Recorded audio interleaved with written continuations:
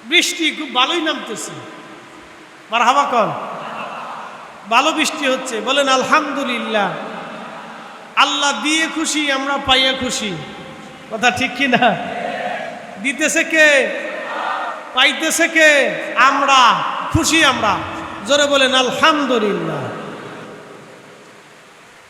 দুনিয়াতে বৃষ্টির লেগে কত মানুষ কান্নাকাটি করে। একটু বৃষ্টির ওয়াজ করে দিই। সুলাইমান আলাইহিস সালামের জামানা, আমার দিকে দেখেন, সুলাইমান আলাইহিস সালামের জামানাতে বৃষ্টি নেই। বুঝতে পারতেছেন, নবী রানিং নবী, তার জামানায় বৃষ্টি নেই। কি আশ্চর্য! নবী রানিং কিন্তু বৃষ্টি নেই। তো উম্মতেরা খুব পেরেশান হয়ে গেল।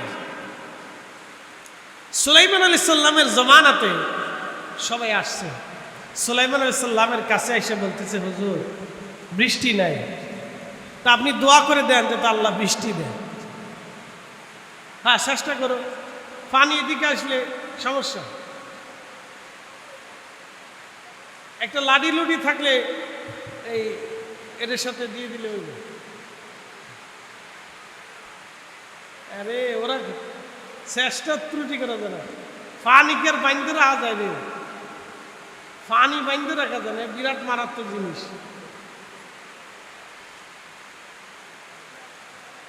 না, যতদূর পারো চেষ্টা করো, আল্লাহ বৃষ্টি দিক। একসাথে বলিন আল্লাহু আকবার। আল্লাহুম্মা সাল্লি আলা সাইয়্যিদিনা মাওলানা মুহাম্মদ ওয়া আলা আলি সাইয়্যিদিনা মাওলানা। তুমি আল্লাহর প্যারা হাবিব,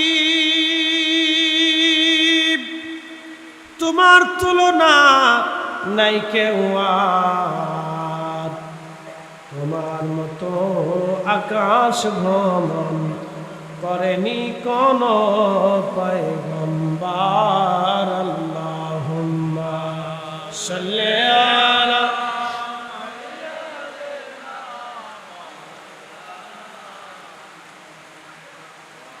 আলি সাইয়্যিদিনা মাওলানা। সুলাইমানের উম্মতরা এসে বলল, নবী বৃষ্টি আমাদের নাই, বৃষ্টির দরকার, আপনি আল্লাহর কাছে বইলা আমাদের জন্য বৃষ্টি নিয়ে আসেন। সুলাইমান আলাইহিস সালাম বলেন, আমার উম্মতেরা রে, বৃষ্টি যদি চাও তাহলে তোমরা সবাই মিলে চলো, আমরা একসাথে সালাতুল ইস্তিসকার নামাজ পড়ব। সালাতুল ইস্তিসকা হলো বৃষ্টি প্রার্থনার নামাজ। আমরা একসাথে সালাতুল ইস্তিসকার নামাজ পড়ব, যাতে আল্লাহ বৃষ্টি দেয়, আল্লাহ বৃষ্টি যাতে দেয়, এই জন্য নামাজ পড়ব। হযরত সুলাইমান আলাইহিস সালাম সমস্ত উম্মত নিয়ে বৃষ্টির জন্য তিনি রওনা করলেন। বিরাট বড় মাঠ, এই মাঠের ভিতরে সুলাইমান আলাইহিস সালাম বৃষ্টির জন্য গেলেন। আল্লাহ দিতেছে রে, বিরাট দেওয়া দিচ্ছে, আল্লাহ দেন, বেশি করে দেন আল্লাহ। আপনি দিলে আমরা পাই, না দিলে আমাদের কিছু করার নাই, আমরা দিলেই পাবো, আপনি যদ্দূর দিবেন তদ্দূর পাবো। একসাথে বলেন না মারহাবা। যাক চলুন, ওরা বিজেপুরে কষ্ট করতেছে, ওরা কষ্ট করতেছে, আপনাদেরকে পানি মুক্ত রাখার লেগে চেষ্টা করতেছে। এতে পানি আসলে তো বিপদ, পানি আইলে বিপদ। নাও চেষ্টা করো। নারে তাকবীর, নারে রিসালাত, আহলে সুন্নাত ওয়াল জামাত, সকল ঈদের সেরা ঈদ, পবিত্র ঈদে মিলাদুন নবী মাহফিল, 10 জুলুস ঈদে মিলাদুন নবী। নারে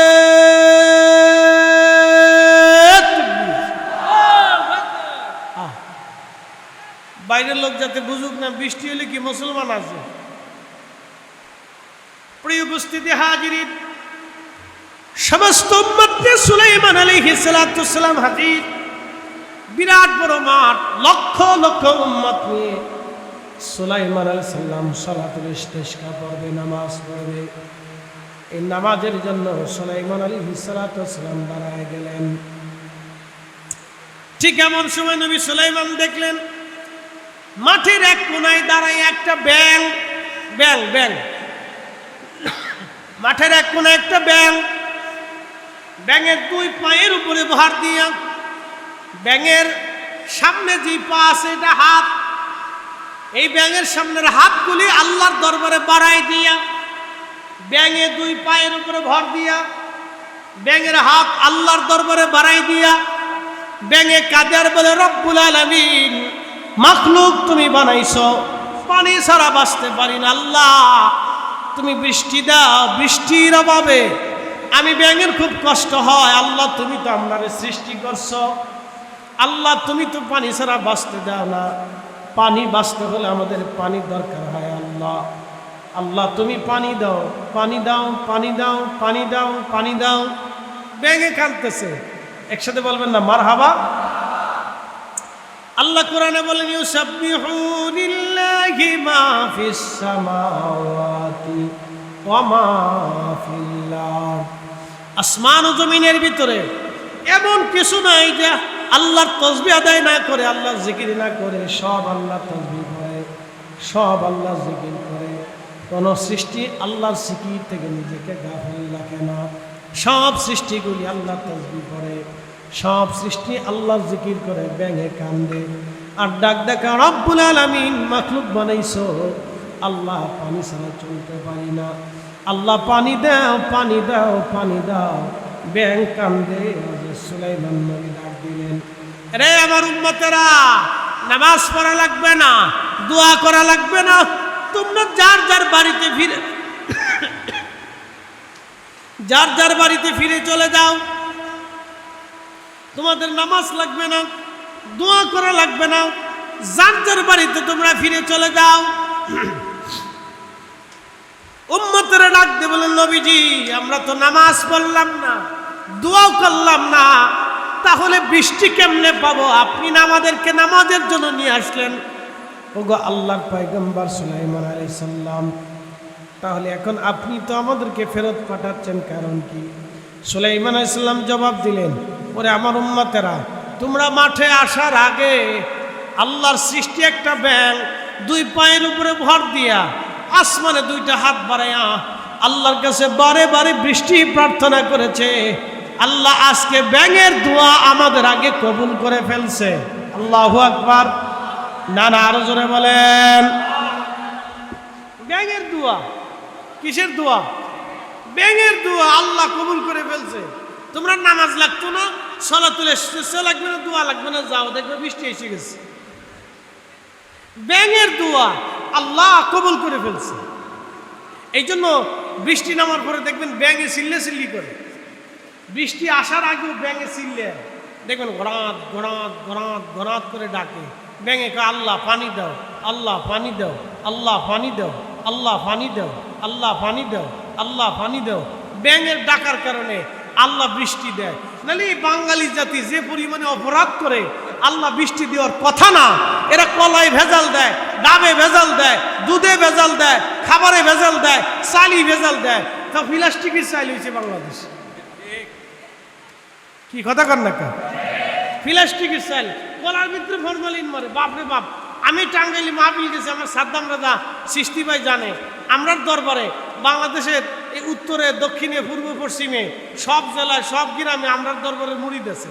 মারহাবা বলবেন না? আমার ভাই জানে ওই অঞ্চলগুলিতে আমাদের প্রভাব আছে। তো টাঙ্গাইলের মধুপুরে মাহফিল করিয়া আমি লোকদেরকে বললাম, বাইরে আমার এই বাগান থেকে দুইটা আনারস কিনে দেয়, আনারস কাইটে দেয়। আমি ঢাকা শহরের আনারস বাচ্চাদেরকে খাওয়াবো, এটার ভিতরে ফরমালিন থাকে, ওষুধ টষুধ দেয়। তো হুজুর কোনো লাভ নাই, ঢাকার আনারসও যা, বাগানের ডাও তা। আমি বললাম কারণ কি? গাছে ইনজেকশন মেরে দিছে, মেড ইন বাংলাদেশ। আল্লাহ আমাদের কলিজা ব্যবসা কেমনে যে ভালো রাখছে, মাঝে মধ্যে আমি খুব চিন্তা করি যে কোন সময় যেন কিডনি ফসে যায়। এই যে মানুষের কিডনি ফসে, তারপর ব্লাড ক্যান্সার হয়, এই কিডনি ক্যান্সার হয়, বিভিন্ন ধরনের রোগ, টিউমার, পেটে আলসার এগুলি আসে, এগুলো খাবারের ভেজালের কারণে। কি কথা কন না কেন? খাবারের ভেজাল, খাবারের ভেজাল, কালিজিরে ভেজাল, শাকে ভেজাল, সবজিতে ভেজাল, চালি ভেজাল, ডালি ভেজাল, তেলে ভেজাল, বাপরে বাপ কত ভেজাল। করোনা আমরা দেশে এসে করোনা কয় বাপরে বাপ, এই দেশে সবই তো ভেজাল। আমার এই দেশে থাকা দরকার আমি যাই না। চিন্তা করছেন কি কঠিন একটা দেশে বাস করি। আল্লাহু আকবার, সব খাবারে ভেজাল,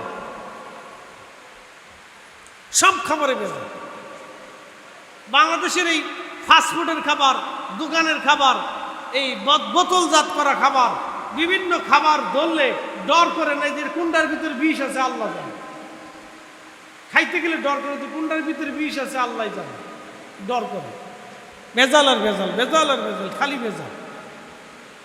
তো প্রিয় উপস্থিতি, কষ্টের সাথে কথাগুলি বললাম। তো ব্যাং আল্লাহর দরবারে দোয়া করলো, বৃষ্টি কবুল হয়ে গেল, বৃষ্টি নামা শুরু হলো। এই জন্য মনে রাখবেন, শুধু আমাদের কারণে বৃষ্টি আসে না। চাতক একটা পাখি আছে, চাতক, চাতক।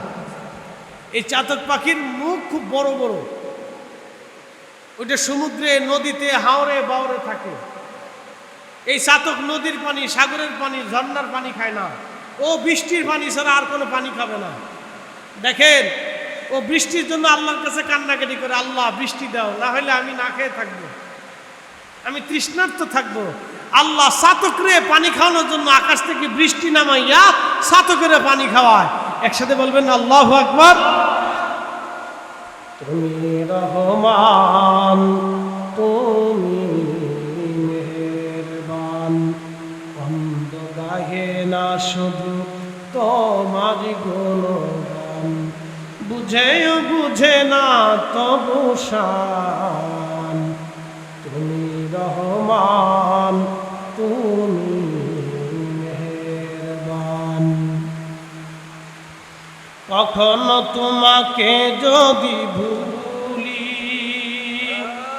হেদায়েতের আলো জেলে নিয় কাছে তুলি। কখনো তোমাকে যদি ভুলি, হেদায়েতের আলো জেলে নিয় কাছে তুলি। ঠাই দিও প্রিয়তম অগমহিয়ান, তুমি রহমান, তুমি মেহেরবান, অন্ধ গাহে না শুধু তোমার গুণগান, বুঝেও বুঝে না তবু শান। তুমি রহমান, তুমি মেহেরবান। আল্লাহুম্মা সাল্লি আলা, জবান খুলে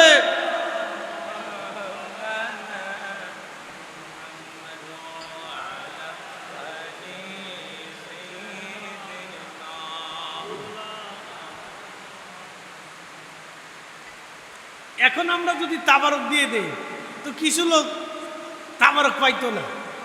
বলে কারা পাইতো না? যারা পরে তাবারকের দান্দা করছিল, এরা আর বৃষ্টির ভিতরে হলে রাইতে পারতো না, ঠিক কি না? যদি আমরা তাবারক দিয়ে দিই, ওরা আফসোস করবে, আরে আল্লাহর বৃষ্টি দেওয়ার টাইম পাইল না। ওরা মনে মনে আল্লাহর উপর বেজার, আল্লাহর বৃষ্টি দেওয়ার টাইম পাইল না। অনেকে আছে যে সিন্নি পরে জন্ম, পরে যাবো তাবারক ওয়াজ কর, শেষ হোক, হুজুর যখন কিয়াম করবে তখন যাই পিছনে দাঁড়াবো। ওরা আর তাবারক পাবে না। এখন যদি বৃষ্টির ভিতরে দিয়ে দেয়, ওরা আর পাইতো না। ওর নসিব মন্দ। একসাথে বলি তো আল্লাহু আকবার। বৃষ্টি আল্লাহর রহমত। সুলাইমান আলাইহিস সালামের জমানাতে বৃষ্টির অভাবে নবীর উম্মতেরা বৃষ্টির জন্য গেছিল। দেখেন, আল্লাহ উম্মত লাগে নাই, ব্যাঙের দোয়া আল্লাহ কবুল করছে। ইমাম আবুল ফারাজ ইবনুল জৌজি কিতাবের মধ্যে লিখছেন, ব্যাঙের দোয়া আল্লাহর কাছে কবুল হয়ে গেছে। এই জন্য এই যে আমরা পার্শ্ববর্তী কিছু মানুষ থাকি, প্রাণী থাকে, আপনার হাঁস, মুরগি, ভেড়া, বকরি, ছাগল, শিয়াল, কুকুর, এরপরে আপনার কি বলে বিড়াল, এই যে কিছু প্রাণী থাকে, আল্লাহ এদেরকে আমাদেরকে সাথে অ্যাডজাস্ট করে দিছে। আমাদের রিজিকের সাথে ওদের রিজিককে আল্লাহ বরাদ্দ করে দিছে। আপনার বাড়ির উচ্ছিষ্ট খাবার আল্লাহ কুকুরের জন্য বরাদ্দ করছে, বিড়ালের জন্য বরাদ্দ করছে, ঘাস তরুলতা পাতা গরু ছাগলের জন্য বরাদ্দ করছে। এরকম আল্লাহ তাম সৃষ্টিকে পরিচালিত করেন। এই জন্য আল্লাহর আরেকটা নাম হচ্ছে রব। তিনি রব্বুল আলামিন, তাম সৃষ্টিকে তিনি নিয়ন্ত্রণ করেন, তিনি রব পরিচালনা করেন, একটা দিয়ে আরেকটা, একটা দিয়ে আরেকটা, একটা দিয়ে আরেকটা, আরেকটা দিয়ে আরেকটা, আরেকটা দিয়ে আরেকটা। সৃষ্টির এমন কিছু নাই যেই জিনিসটা আল্লাহ বেহুদা সৃষ্টি করছেন। সব কিছু আল্লাহ কাজের জন্য সৃষ্টি করছেন, সব কাজের জন্য, সব কাজের জন্য আল্লাহ সৃষ্টি করছেন। আমরা বেশি বেশি আল্লাহ জিকির করব, কোরআনের খেদমত করব, কোরআন শরীফ তেলাওয়াত করব এবং এশকে রসুল দিয়ে কলিজাকে জিন্দা বানাবো। দুরূদ শরীফ পড়বেন, বেশি বেশি দুরূদ আপনি আল্লাহ রসুলের দরবারে নজরানা পেশ করবেন। অধিক পরিমাণে দুরূদ শরীফ আল্লাহ রসুলের দরবারে মোস্তফাতে পাঠাবেন। সুন্নতের আমলগুলি বেছে বেছে করবেন। আল্লাহর নবীর যতগুলি সুন্নত আছে, রীতিনীতি, আদর্শ আছে, এগুলি মেনে মেনে চলবেন। এগুলি মেনে মেনে যদি চলেন তাহলে জীবন কাজে লাগবে। আমরা আমাদের জীবনকে পরিবর্তন করতে চাই, রসুলের সুন্নতে নিজের জিন্দিগিকে আমরা সাজাইতে চাই।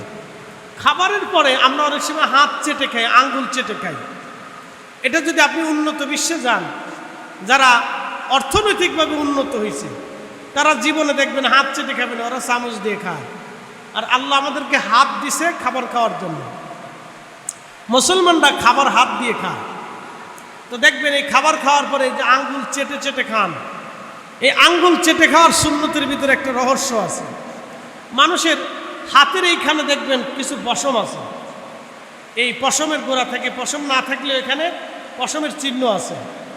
এই যখন আপনি খাবারের সময় হাতগুলি লাড়াচাড়া করেন, তখন এই পশমের গোড়া কিছু রস জমে, রস। খাবার শেষে যখন আপনি এগুলি চেটে চেটে খাবেন, তখন এই রসগুলি খাবারের সাথে আপনার পাকস্থলী পৌঁছাবে। এই পাকস্থলী পৌঁছানোর কারণে, এই রসের কারণে আপনার হজম শক্তি, এই রস হলো হজম শক্তি বৃদ্ধির একটা আল্লাহ প্রদত্ত মেডিসিন। আল্লাহ নিজে তৈরি করে দেয়। যখন খাবারের সাথে আপনার এই পেটের ভিতরে এই হজম শক্তি, এই রস যখন ভিতরে যাবে, তখন আপনার হজম শক্তি বাড়বে, আপনার হজমে ত্রুটি হবে না, আপনার হজম বাড়বে। আর যখন হজম শক্তি বাড়বে, তখন খাবারের পরিপূর্ণ পুষ্টি আপনার শরীরে পৌঁছাবে। আর যদি খাবার হজম ঠিক মতো না হয়, তাহলে শরীরে পুষ্টি পৌঁছায় না। খাবার যদি হজম ঠিক মতো হয়, তাহলে পুরা শরীরে পুষ্টি ঠিক মতো পৌঁছায়। এ দেখেন একটা সুন্নতের ভিতরে আল্লাহ কিভাবে গুপ্ত রহস্য লুকায়িত রাখছে। আল্লাহ নবীর প্রত্যেকটা সুন্নতের ভিতরে আল্লাহ রহস্য রেখে দিয়েছে। আল্লাহ সুন্নতগুলি আমাদেরকে আমল করার তৌফিক নসিব করুন। জোরে বলেন আমিন। আসেন নবীজিকে সালাম জানাই, ইয়া নবী সালাম।